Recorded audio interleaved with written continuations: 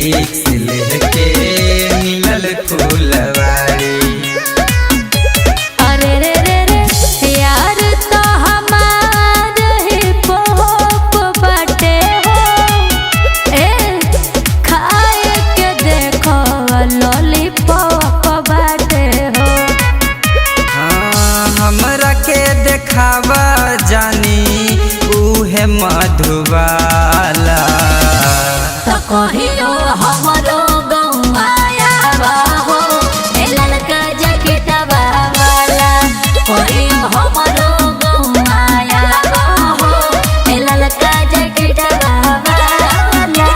ए ललका जैकेटवा वाला हमरो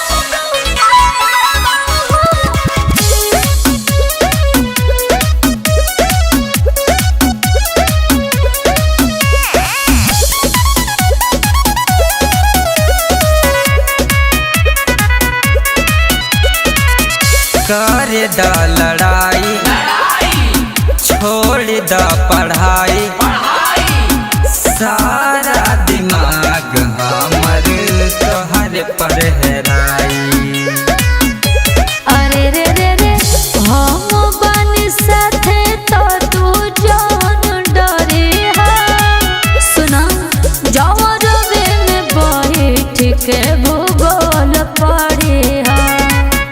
हाँ संदीप बिहारी न कही तहरे बा फसाला।